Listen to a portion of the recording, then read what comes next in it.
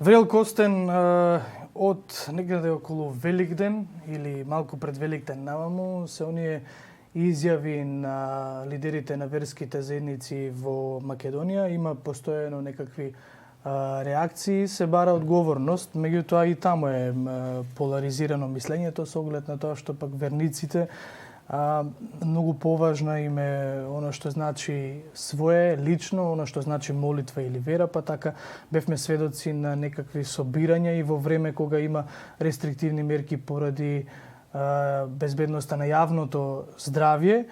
По тој повод за оно што значи порака од верските лидери, за оно што значи однос на држава со верските заедници, мој гостин во студиото е директорот на Комисијата за односи со верските заедници и религиозни групи Даријан Сотировски. Добро утро. Добро утро, благодарам за поканата. Ја почитуваме ова мерка. Мислам дека е доволно.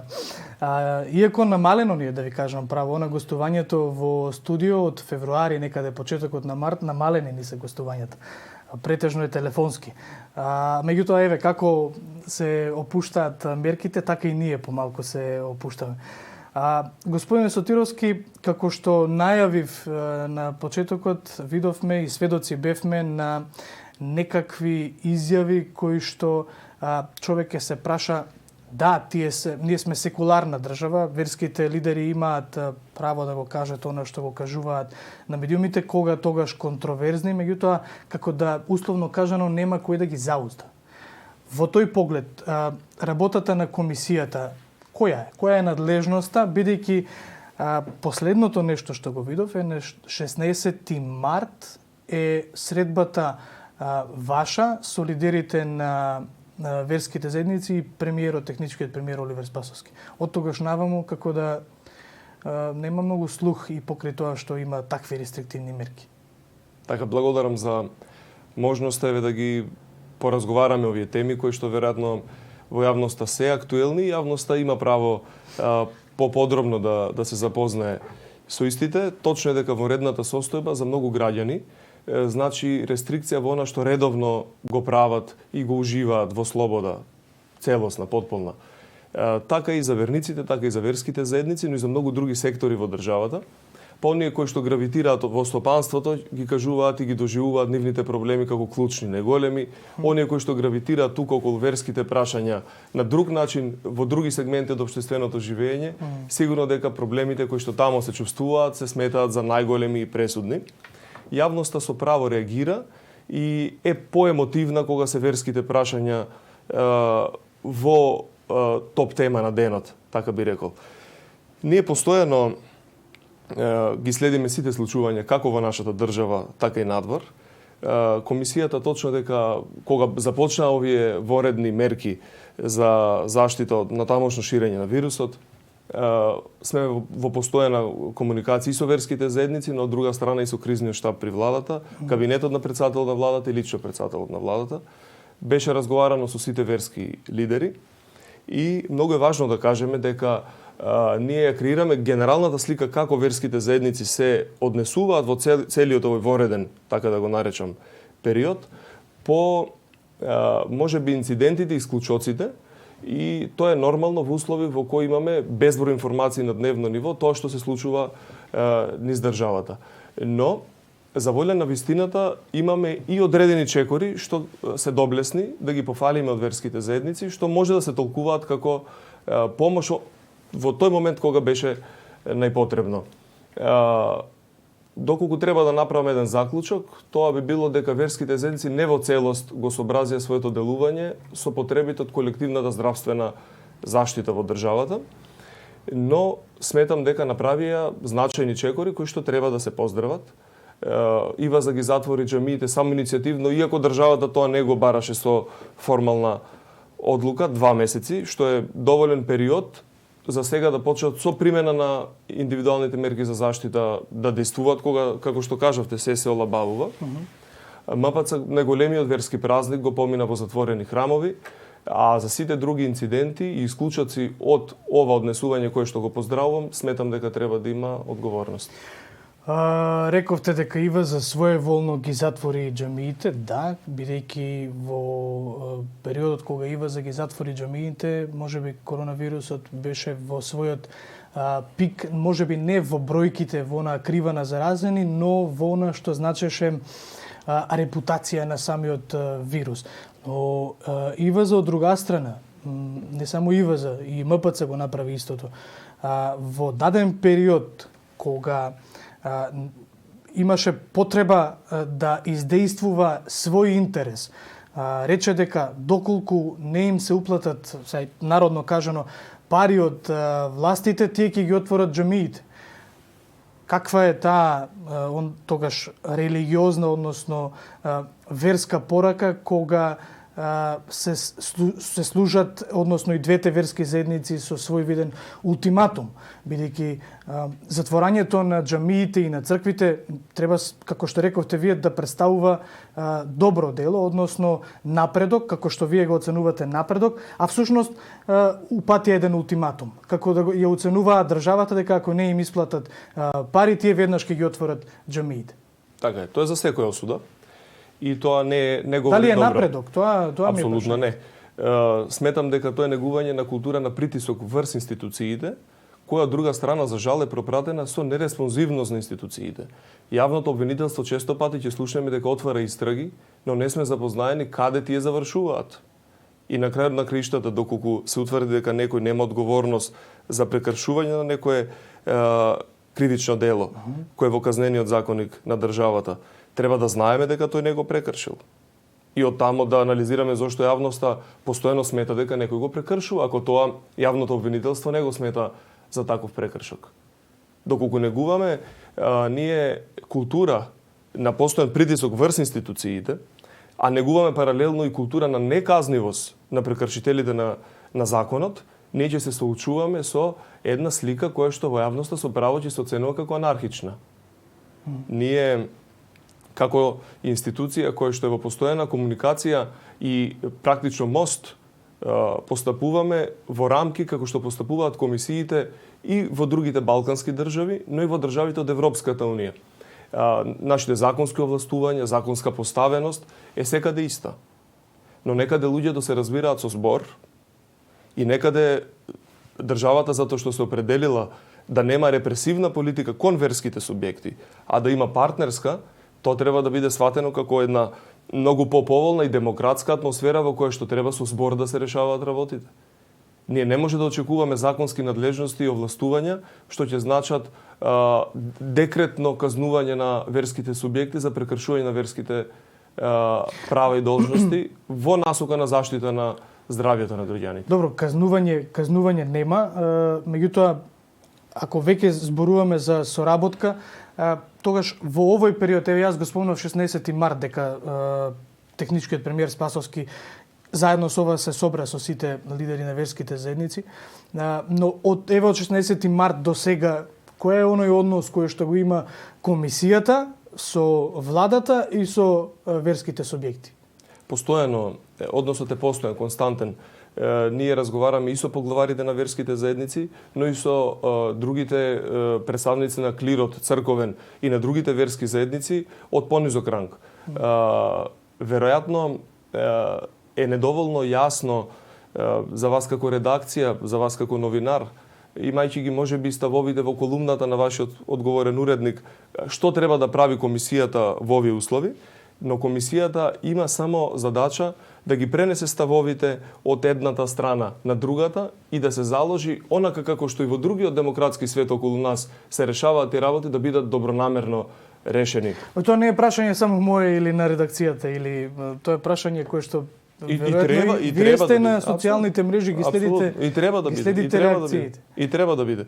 Но сметам дека доколку прекршувањата на мерките за заштита би се казниле, би превенирале нивно повторување.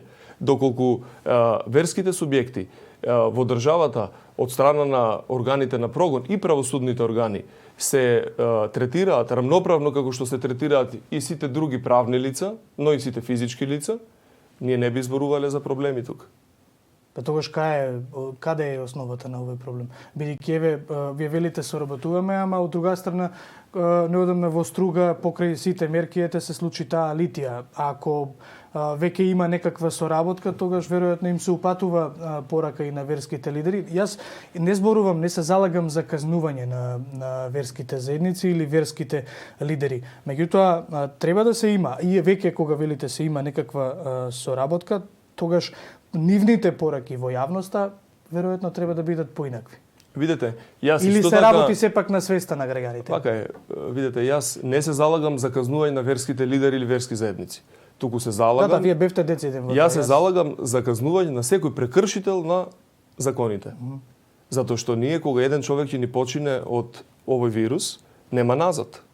Не можеме да го вратиме тој човек во неговото семејство. Околу литијата во Струга да бидеме сосема јасни. Ние треба да видиме јавното обвинителство и полицијата со предистражна и истражна постапка треба да утврдат како се случил масовен настан во услови кога апелите на сите институции се доволно јасни. И се казниви. И се казниви. Собените се казниви. Од друга страна, треба да видиме ние дали полицијата превзела оперативни действија навремено да спречи такво нешто во Струга. За информирање на гледачите, годинава се проценува од 200 до 300 присутни на литијата во Струга. Минатата година сме имале преку 10.000. Значи, голем дел од граѓаните ги препознале овие мерки како неопходна потреба да се заштитиме. Но што останува со другите? Дали нивното присуство било организирано од верскиот субјект или не? Доколку верскиот субјект децидно барал, како што може да видите во соопштението пред одржување на литијата, да не присуствуваат граѓаните, дали зборуваме за одговорност на верскиот субјект или зборуваме за одговорност на граѓаните како индивидуи? Так, или на некоја друга организација која што го поттикнала нивното присуство? Овие многу прашања на маса, ние треба да ги разгледуваме поединечно. А има институции во државата кои што треба одговорноста од сите овие аспекти да ја спојат во еден мозаик и да кажат што точно се случило таму. Ние не може да знаете како? Многу е лесно да разговараме од позиции на аналитичари. И кога седнуваме и тоа што ќе го видиме насловите по социјалните медиуми и сликите да донесуваме заклучоци. Но јас имам право да бидам аналитичен, а вие не ви го префрлувам тоа на вас, не ви го забележувам, но многу би било лесно кога ставовите би ги заклучувале по она што се перцепции. Тука разговараме за одговорност, а одговорноста значи суштинско навлегување во изворот на проблемот на работите. И од друга страна, сега да речам, овие храмови што се и на црквата, и на исламската заедница, и на сите други верски субјекти во државата, сега се отворени за индивидуални молитви. Ние тоа така го нарекуваме, затоа што се постојано отворени во текот на денот и секој верник може да оди и да се помоли внатре во храмот. Доколку тој верник ги почитува сите мерки за заштита, верскиот субјект ги овозможи исто така редот внатре го спроведе, дистанцата, социјалната дистанца, дезинфекцијата на просторот, ние не би имале различна ситуација од услужните дејности. Проблем не е влегувањето внатре на верникот. Проблем е непотребното масовно собирање, така, исто како што е проблем пред банките, поштите и така натаму. Бидејќи сме некаде при крајот на разговорот, оно што сакам како генерална оценка од ваша страна, колку е постојано алудирам на таа соработка, бидејќи комисијата за верски односи, за односи со верските заедници и како да има една лимитирана улога во она што значи колаборација на национално ниво во однос на верска заедница држава и покрај тоа што ова е секуларна држава. Сметате дека имате доволно почит од, зборувам како комисија, не лично вие, дали имате доволно почит од самите верски заедници, сметате дека има работи во односот во кој што можете да ги поправите, а при тоа и вие да имате многу поголеми ингеренции од страна на државата? Така, видете, законските овластувања се тие што се. во социјализмот комисијата е еден од најстарите органи на државна управа, имала една сосем друга контролна улога. Како во сите други западни држави и во нашата со новите законски измени од 2007, применети од 2008 година, комисијата добива една промотивна улога. Ние постојано основата на нашето работење се залагаме за потребите на државните органи кои треба да се реализираат во насока на одредено делување кон верските заедници и обратно потребите на верските заедници кои што се насочени кон одредено решавање на нивните предмети пред државните органи. Значи, тоа е еден динамичен однос во сите населени места, постојано, од имотно-правна природа, од огромниот спектар на културно наследство кое што го имаме, образовните институции на верските заедници и така натаму и така натаму. Ние, за разлика од другите држави, ни недостасува само активна програма за поддршка на проекти од страна на верските заедници. Пред 2 години, кога дојдов, ја превзедов улогата во Комисијата за односи со верските заедници, институцијата, за волја на вистината, не ја најдов онамо каде што очекував таа да биде, но покрај целиот вложен труд, ние сме многу поопремени, започнавме и регионална соработка и ги црпиме сите искуства од другите држави, се работи за нацрт на законски измени кои што ќе допрецизираат одредени сегменти, но комисијата не може во услови на секуларна држава да ги уредува позициите и да ја креира атмосферата во која што ќе делуваат верските заедници. Тоа е споната, тоа е мостот кој што треба да помогне кон одредени прашања во взаемен интерес и на државата и на верските заедници. Комисијата не е дел од оние институции кои што во јавноста се веројатно во прв план издвоени, но одигрува и игра клучна улога во одредени сегменти, можеби далеку од првата линија која е на удар на јавноста, но сепак значајна.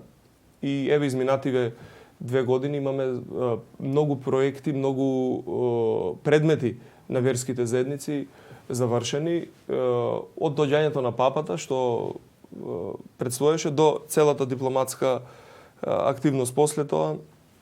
Сите наши ДКП-ја соработуваат со комисијата во креирање на нашите ставови надвор.